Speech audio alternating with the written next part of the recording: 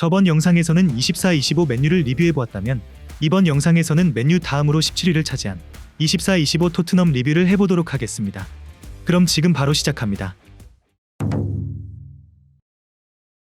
리그에서는 강등권 바로 위라는 역대급으로 처참한 성적을 기록했지만 팀 전력상 강점을 찍었던 데스크 시절에도 이루지 못했던 우승을 17년 만에 드디어 이룬 시즌이자 41년 만에 유럽 대항전을 우승한 기사회생 시즌이 되었습니다. 그렇기에 보는 이들의 관점에 따라서 이번 시즌은 프리미어리그 정식 출범 이후 토트넘의 최악이자 최고의 시즌으로 평가가 극단적으로 갈린 시즌이 되었습니다. 포스테코글루 감독은 시즌 막바지 인터뷰에서 처음부터 유로파리그 우승을 최우선 목표로 삼았기에 어쩔 수 없는 선택을 했다고 하지만 한편으론 유로파리그 우승에 실패하면 모든 것이 실패하는 역대 최악의 시즌이 되는 만큼 한마디로 이 선택은 좋게 말하면 승부수지만 나쁘게 말하면 도박수였습니다. 그렇다 보니 리그만 보면 역사상 최악의 시즌이었는데 단일 시즌 리그 최다 패배와 역대 최저 승점을 새로 경신하며 PL 출범 이후 리그 성적으로는 구단 역사상 최악의 시즌임을 누구도 부정할 수 없죠. 그러나 끔찍한 리그 성적과 달리 유로파에서는 맨유와의 멸망전에서 1-0으로 승리하며 41년 만에 통산 세 번째 유로파리그 트로피를 들어올리며 리그 17위기 차기 시즌 챔스 진출에 성공하는 진기록을 남긴 시즌이었습니다. 그럼 지금부터는 각 포지션별 선수 평가를 알아볼 텐데 알아보기에 앞서 1부터 10까지의 점수로 선수들을 평가했으며 선수들의 평가 점수는 주관적인 점수라는 점 알려드립니다.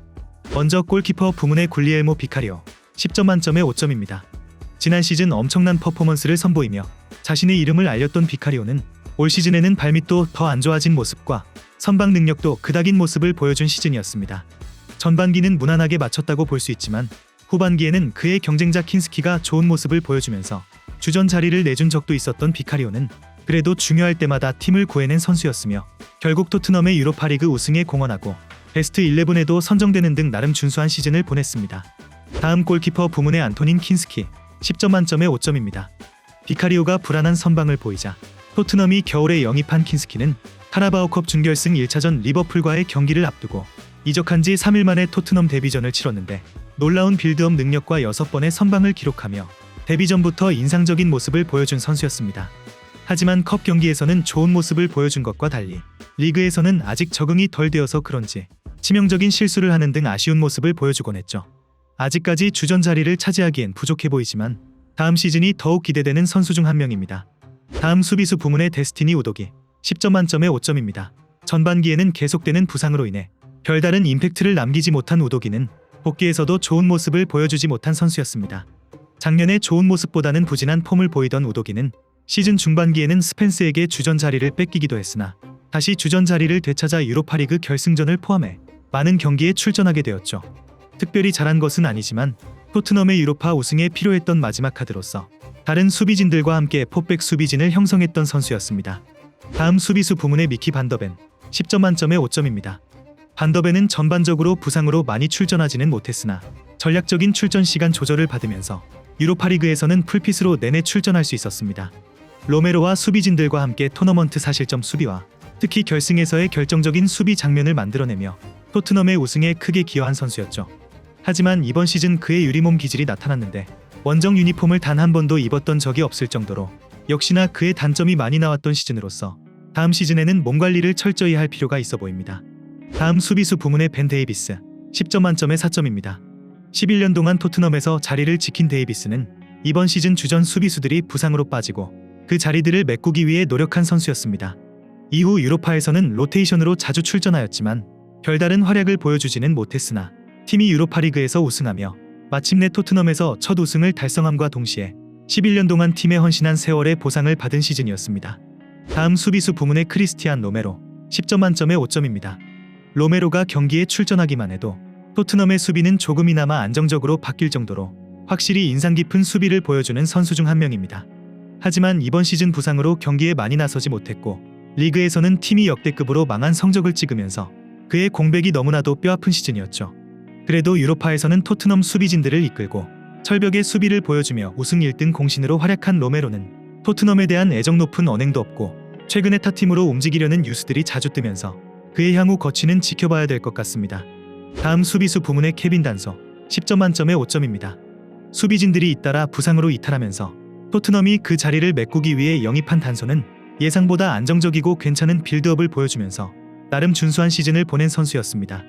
물론 가끔씩 뇌절 판단을 하는 모습도 나오고 공을 끌다가 턴오버를 하는 경우도 나타나면서 일선발로 넣기에는 아쉬운 점도 많지만 수비 땜빵으로 와서 나름 안정적인 수비와 괜찮은 빌드업을 보여주며 후방 안정감이 조금이나마 생겼기에 다음 시즌에는 더 성장한 모습을 보여줄지 지켜봐야겠습니다. 다음 수비수 부문의 라두 드라구신 10점 만점에 3점입니다. 전체적으로 보자면 주전 센터백의 빈자리를 잘 메꾸었고 몇 차례 슈퍼세이브도 보여주었으나 종종 나오는 빌드업 미스와 패스 미스를 보이고 상대 공격수에게 농락당하는 모습으로 인해 포스테코글루 축구에 다소 맞지 않은 모습을 보여준 선수였습니다. 그래도 다른 선수들이 부상으로 이탈하는 와중에도 꿋꿋이 경기에 나선 드라구신은 사실 남아있는 유일한 전문 센터백이었다고 하나 경기력이나 경기 결과가 좋지 못했기 때문에 다음 시즌에는 단소와 서브 센터백을 두고 치열한 경쟁을 할 것으로 보입니다. 다음 수비수 부문의 페드로 포로 10점 만점에 8점입니다. 팀은 이번 시즌 최악의 모습이었을지 몰라도 포로에게는 토트넘에서 가장 잘한 시즌이었습니다. 비록 리그 성적이나 경기력은 매우 아쉽지만 유로파리그에서 공격 포인트를 꿰올리며 우승을 할 수 있게 해준 큰 공을 세운 선수였죠. 포로는 주전 선수들 중에서는 이번 시즌에 부상을 한 번도 당하지 않고 수비를 지켰다 보니 그가 없었다면 전반적으로 수비가 약화되고 다른 주전들의 체력도 소모되었을 정도로 이번 시즌 의외로 전략적으로 크게 기여한 선수이고 중요할 때도 경기력이 좋았던 선수였습니다. 다음 수비수 부문의 제드 스펜스 10점 만점에 6점입니다. 이적 이후 토트넘에서 제대로 뛰어본 첫 시즌으로 토트넘이 대회를 많이 치르며 수비진들이 부상이 잇따라 이어지고 풀백에 설 선수가 적어지면서 스펜스가 그 자리를 꿰찼던 시즌이었습니다.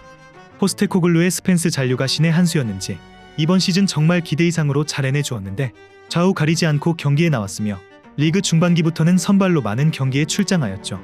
팀의 성적과는 다르게 리그 베스트급 활약을 펼친 스펜스는 시즌 막바지에 폼이 점점 떨어지면서 우도기에게 다시 주전 자리를 내주었지만 그럼에도 이번 시즌 자신의 고점을 잘 보여주었기에 이전 시즌과는 다르게 꾸준히 기용받을 것으로 보입니다. 다음 미드필더 부문의 제임스 메디슨 10점 만점에 7점입니다. 메디슨은 완전히 무너져가는 팀 내에서 에이스 역할을 충분히 해낸 선수였습니다. 주 포지션은 공격형 미드필더이지만 후방까지 내려와서 볼을 운반하고 전방에서는 패스도 뿌려주고 슛도 날려야 할 정도로 중원에서 홀로 종횡무진하며 활약한 선수였습니다. 지난 시즌과는 다르게 물오른 득점력으로 해결사 역할까지 해낸 메디슨은 다만 시즌 아웃으로 일찍 시즌을 마감한 건 아쉬웠지만 그만큼 이제 토트넘에선 없어서는 안 될 존재가 되었기에 다음 시즌도 그는 에이스 역할을 수행할 것으로 예상됩니다. 다음 미드필더 부문의 파페사르 10점 만점에 3점입니다. 지난 시즌엔 어느 정도 준수한 모습을 보여준 사르는 이번 시즌 주전 경쟁에서 밀린 모습이 나타났으나 그래도 유로파리그 결승전에 선발로 나와서 존슨의 결승골 및 토트넘의 유로파 리그 우승에 크게 기여한 선수입니다. 모든 것이 거린 결승전에서 대활약을 펼친 것은 고무적이나 그럼에도 불구하고 시즌 내내 불안한 모습을 보이며 기대치에 한참 못 미치는 성적을 기록한 것 또한 사실인 만큼 다음 시즌에는 스텝업을 이뤄내야 할 필요가 있어 보입니다. 다음 미드필더 부문에 대한 쿨루셉스키 10점 만점에 6점입니다. 쿨루셉스키는 지난 시즌보다 더 발전한 선수로 포지션을 공격형 미드필더로 변경하는 데 대성공한 시즌이었습니다. 윙어로 나와도 1인분 이상의 활약을 해주고 스쿼드 선수들 중에서도 기복도 가장 적은 편이며 전반기에는 거의 에이스라고 해도 과언이 아닐 정도였죠. 초반에 쿨루셉스키의 활약이 없었더라면 토트넘은 잘못하면 정말로 강등을 당하거나 그 외의 대회도 훨씬 말아먹을 수도 있었을 정도로 전반기에 그가 보여준 활약은 엄청났었죠. 하지만 후반기에는 부상을 당한 이후로 최악의 폼을 나오는 경기마다 보여주었기 때문에 다음 시즌엔 다시 반등에 성공할 수 있을지 지켜봐야겠습니다. 다음 미드필더 부문의 루카스 베리발 10점 만점에 7점입니다. 주전 미드필더들이 싹 부상으로 이탈한 탓에 난데없이 주전으로 뛰며 고생한 베리발은 감독의 기이한 전술 때문에 비판도 많이 받았지만 이 와중에 쏟아지는 경험치를 받아먹으면서 성장한 모습을 보여준 시즌이었습니다. 전반기에는 폼이 좋지 않은 모습이었지만 선발로든 교체로든 꾸준히 기용을 받으며 경험을 쌓아나갔고 비록 부상으로 유로파 결승을 나서지 못한 것은 본인에게는 매우 아쉬울지 몰라도 이번 시즌 글렌 호들 이후 처음으로 구단 올해의 유망주와 구단 올해의 선수를 동시 수상하며 본인에게 데뷔 이후 최고의 시즌이 되었습니다. 다음 미드필더 부문의 아치 그레이 10점 만점에 4점입니다. 거에게 이적료를 주고 영입한 그레이는 영입한 원더키드 치고는 아쉬운 모습을 보였지만 고정되지 않은 포지션으로 유틸리티 선수로서 뛴 점과 어린 나이를 고려했을 때 미래의 가능성을 보았던 시즌이었습니다. 이번 시즌은 주전 선수들로 인해 미드필더로서는 많이 출장하진 못했다 보니 앞으로 미드필더와 센터백 그리고 풀백 중에서 전문적인 포지션을 정해주는 것이 중요해 보입니다. 다음 미드필더 부문의 로드리고 벤탄쿠르 10점 만점에 5점입니다. 시즌 초반 인종차별 논란으로 시끄러웠으나 이번 시즌 중원에서 1인분은 해준 선수였습니다. 에릭센 이후 토트넘의 오랜 갈증이었던 중원에서의 볼 소유와 창의적인 패스를 해결해주며 입단하자마자 주전 자리를 꿰찼던 벤탄쿠르는 이번 시즌에도 어김없이 1인분 역할을 수행하였고 시즌이 끝날 때까지 팀의 중심을 잡아주었죠. 비록 최근 들어서 수비 쪽에 약점을 보이곤 있지만 그럼에도 준수한 모습을 더 자주 보여주고 있기에 다음 시즌에도 살림꾼 역할을 맡을 것으로 보입니다. 다음 미드필더 부문의 이브 비수마 10점 만점에 3점입니다. 리그에서는 극초반을 제외하고는 폼이 썩 좋은 편은 아니었으나 컵대회나 유럽대항전에서는 나쁘지 않은 폼을 보여주었습니다. 하지만 리그 내의 수비형 미드필더 중에서도 가장 불안한 모습을 보여주었던 비수마는 후방에서 너무 안일한 모습을 보여주며 수비 문제를 더욱 심각하게 만든 선수였습니다. 나름 유로파리그 우승으로 유종의 미는 거두었으나 토트넘 팬들은 이미 비수마를 팔아야 한다고 할 정도인데 다음 시즌 비수마의 입지는 어떻게 될지 지켜봐야겠습니다. 다음 공격수 부문의 손흥민 10점 만점에 5점입니다. 개인의 퍼포먼스만 보면 이번 시즌은 토트넘에서의 커리어 로우 시즌 중 하나로 리그 두 자릿수 연속 득점 기록도 깨지고 리그에서 공격 포인트를 기록한 경기는 단 11경기뿐으로 종합적으로 역대 토트넘 커리어 중에서 경기 영향력이 가장 안 좋았던 시즌 중 하나였습니다. 가장 큰 강점이었던 득점력 및 골 결정력에서 기량이 급격하게 추락하는 모습이 나타나며 현지 언론과 팬들의 강도 높은 비판을 피하지 못했죠. 발목 부상 등 그에게 닥쳤던 여러 악재들을 감안하더라도 그동안 손흥민이 보여왔던 모습을 생각하면 그의 활약이 매우 실망스러웠다는 부분에 대해서는 변명의 여지가 없는 시즌이었죠. 다만 유로파리그 우승으로 인해 커리어 내내 자신을 오랫동안 괴롭힌 무관 경력을 끊어내고 팀 커리어 하이를 달성하며 주장으로서 트로피를 들어올렸기에 10년이라는 긴 시간 동안 토트넘에 헌신한 선수로서 감격스러운 보상을 받을 수 있었던 시즌이었습니다. 다음 공격수 부문의 티모 베르너 10점 만점에 2점입니다. 시즌 막바지까지 모습을 드러내지 않으면서 토트넘과의 동행은 마무리된 베르너는 알고 보니 사실 햄스트링 부상을 가지고 있었다고 하지만 그가 부진한 모습을 보여준 탓에 최근 토트넘이 테를 완전 영입하는 스노우볼까지 굴러갔습니다. 다음 공격수 부문의 마티스 테 10점 만점에 4점입니다. 텔은 토트넘 입단 이후 부정적인 의미로 엄청난 임팩트를 보여주며 순식간에 맨유의 호일룬과 비교되는 등 아무런 장점도 보여주지 못한 선수였습니다. 그래도 후반기에는 어느 정도 득점을 뽑아내며 조금씩 살아나는 모습을 보여주었지만 온갖 특출난 모습은 시즌이 끝날 때까지 보이질 않았죠. 다만 성적과 별개로 구단에서는 텔에게 만족하고 있었고 결국 시즌이 끝나고 완전 영입을 하게 되면서 팬들의 많은 비판을 듣고 있는 상황인데 텔이 다음 시즌 어떤 모습을 보여줄지 기대가 됩니다. 다음 공격수 부문의 히샬리송 10점 만점에 2점입니다. 솔랑케의 영입으로 후보 스트라이커로 밀린 히샬리송은 부상까지 겹치며 많은 경기에 나서지 못한 시즌이었습니다.